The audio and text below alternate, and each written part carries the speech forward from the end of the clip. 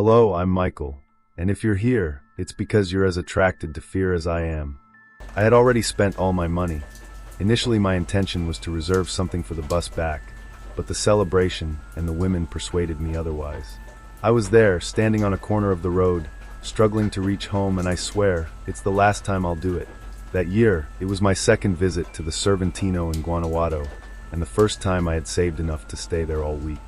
He was meeting some college friends, and they would leave early, but I would run into some cousins who were already renting an apartment, so I could stay the whole week, and it would be a practically ideal plan.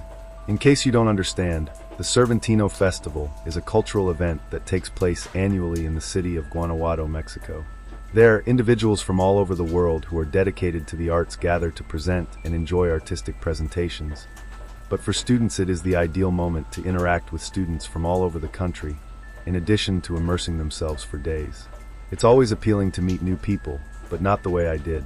As I mentioned previously, I used up practically all the money, but it didn't last a week like I thought. It only lasted a few 3 days.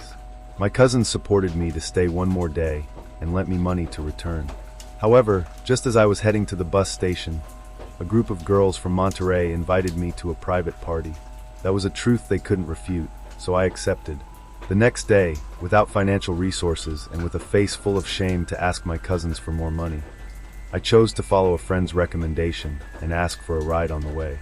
I am originally from Veracruz, so the trip is extensive and I would most likely have to hitchhike in various cities.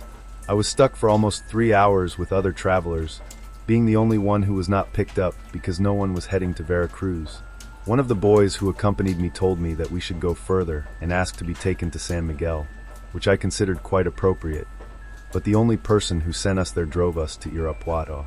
We find ourselves further and further away from our home. During our stay in Irapuato, we talked a lot, and I understood that the boy came from Morelos but was studying in Puebla. We would surely accompany each other for a long time, which was beneficial since, in reality, it was the first time I had traveled this way and required more serenity. During the afternoon we arrived in Celaya, and there they abandoned us. We had little money, and it was only enough for us to buy water and some sweets. If we didn't find someone to transport us directly to Puebla, we would most likely spend the night somewhere in the middle of the road.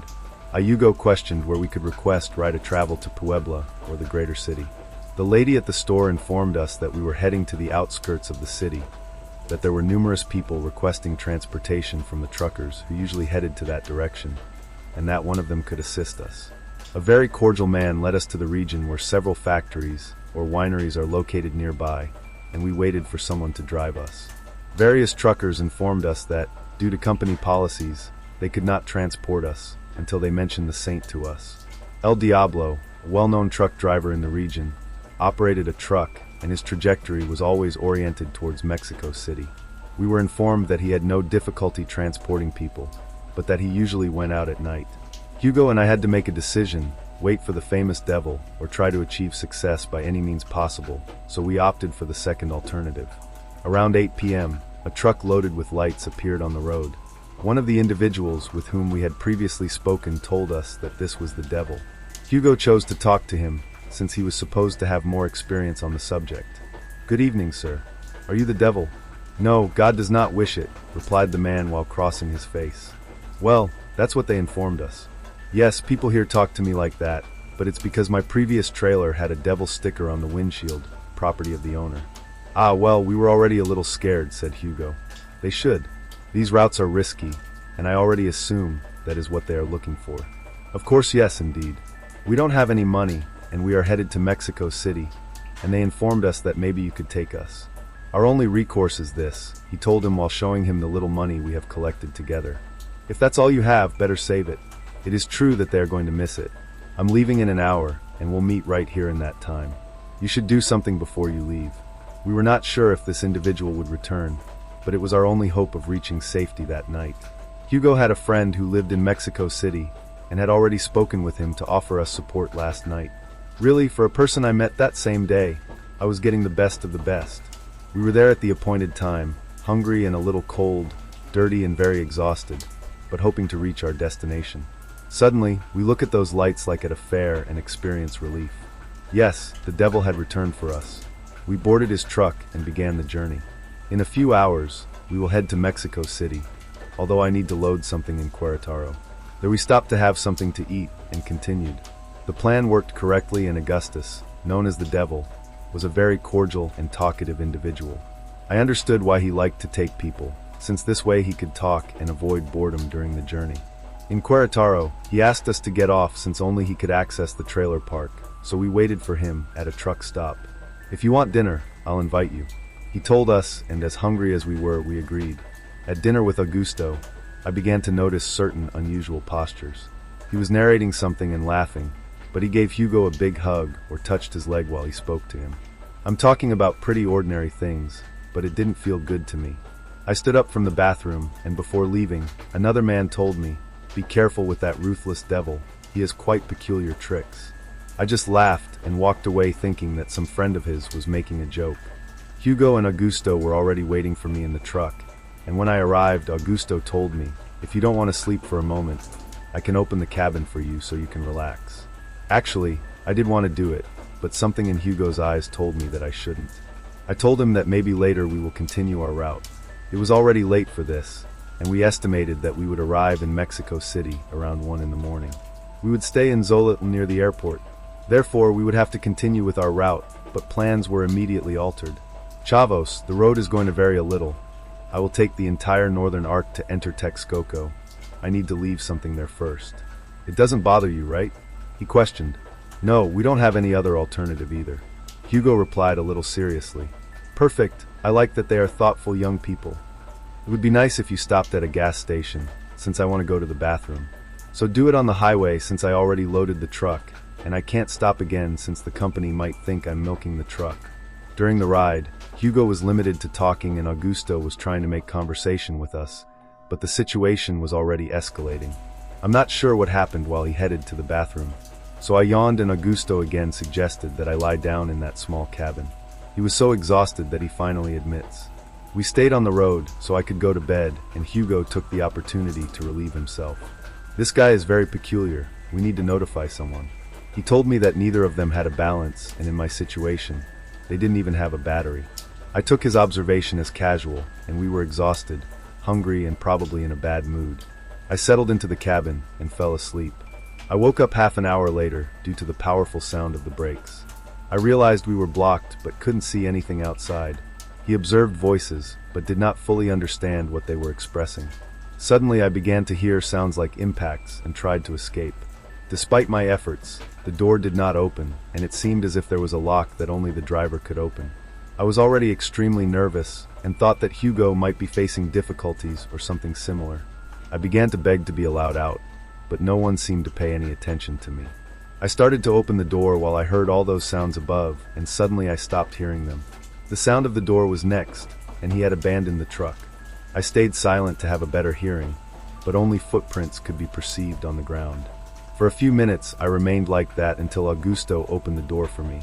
"Did you know that?" he asked me, disturbed. "That? Did your friend try to assault me?" "Who? It can't happen. Where is it located?" We fought a little, and when he tried to grab me with a knife, he couldn't, and he got off and quickly walked towards the mountain. I promise you that I had no knowledge of anything. I found him in the morning in Guanajuato, but I did not know his purposes. Augusto mentioned that he would conduct a check to make sure I didn't have weapons with me, and also checked my backpack. Hugo had abandoned his belongings there. I couldn't believe that this boy was trying to attack a truck in the middle of the night, but that justified the change in posture a bit. The devil told me that he believed me, since it was not logical for me to go to sleep if we were going to catch him, because in any case, we would have done it together. He informed me that for security reasons, he would leave me in Calpulapan. In addition, he took me the money that Hugo brought previously. "Look at this, your friend left him abandoned there. I use this to reach somewhere and lie down. I no longer have the ability to transport you to Mexico City." I assured him that this would not allow me to get anywhere, and that I had no knowledge of anyone in that place. "Please allow me to get to Texcoco, since it was closer to the city. That's what you should consider before spending all your money on food." He gave me a very serious answer. We continued silent during the trip when suddenly he contacted me. "You are fortunate that you will arrive home safely. Many people don't make it, many people get lost, many people meet the wrong people on the roads and end up paying the price. Today you had to overcome it, but please, next time consider things more critically. Don't go around performing it live and endangering your reputation as your friend. I understood his words, and I don't know what would have happened to me if I had mishandled the money, or if for some reason I had had to spend the night with Hugo in the middle of nowhere. He could have killed me, I reflected. On a visit to Calpulalpan, I decided to purchase something to consume at Anaxo. There I observed that the federal police facilities were located, and I decided to go closer to request reports. In fact, I simply wished they would allow me to spend the night there. One of the two officers present that night questioned me about my background, and I chose to reveal it to him. I even mentioned to him that a truck had taken me to that place, but that Hugo tried to steal it and all that. It seems that the feds had already heard a similar story and asked me to detail the individual. I immediately introduced Hugo, and then they asked me to introduce him to the truck. From that place I understood that they were looking for Augusto's description. Unofficially, the description I provided was that of the individual who attempted to assault the truck driver. The truck driver is a thin, tall person with a dark complexion and has a full beard. He has jeans, red sneakers, a navy blue polo shirt, and a green cap. In addition, she uses a silver bangle and rings. The truck has numerous lights and resembles fairground lights. It is one of those vehicles that includes a sleeping cabin, and the truth is that I don't know the model. I cannot identify the mark because the lights did not allow me to observe it accurately. The federal stated that it is the same. He immediately grabbed the radio and established communication with another agent. He informed him that he was in charge of a survivor of the devil who was heading to Texcoco. Words to the devil, he expressed through the radio. For my peace of mind, they invited me to enter, and within it they told me a very different story than what I had assumed. It is discovered that there is a story that is as urban as a legend, but that has a lot of truth. The story of those who have managed to tell it is of a truck that provides rides at night. Initially he behaves kindly and gains confidence, but as the night progresses, he begins to become more aggressive and incisive. Some claim that when this happens, the individual makes statements to them.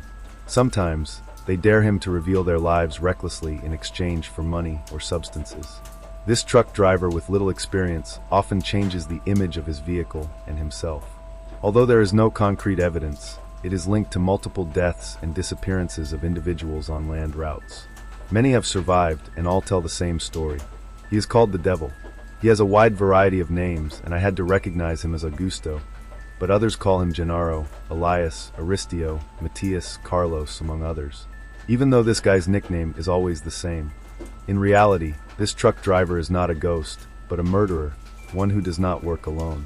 In all the cities it passes through it has collaborators, and the routes it uses the most are those from Baguio and the north of the country. They always head towards the south or towards the center, but the truth is that no one really knows where they are going.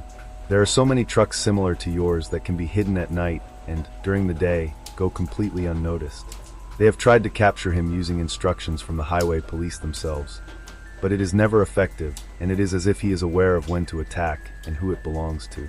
Some claim that it is the devil himself devouring souls. Others maintain that he is a murderer supported by the same authorities in exchange for money. But the truth is that no one has knowledge of his identity or his vehicle.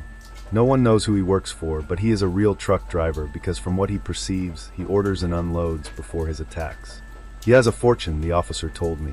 There are individuals who have survived, but when they are found they are in extremely unfavorable conditions. It takes months for them to recover, and when they do, they are not even able to speak. You arrived whole thanks to the other boy, but if we don't locate that boy quickly, we will most likely never find him. That night, I explained to them where we came from, but I couldn't explain when the confrontation between Hugo and the devil took place. I tried to explain to them, depending on the travel periods. They tried to search, but found no one. They asked me for a statement the next day, even though I had not suffered any attack. He had no way of confirming Hugo's presence. They allowed me to leave, and even drove me to San Martin, from where I was finally able to reach Veracruz. Nobody wanted that journey. Currently, I choose to stay alive rather than continue exposing myself. I never understood what happened to Hugo, but I am sure that he did not flee into the bushes, as Augusto told me. It did something to him, and I hope he managed to survive.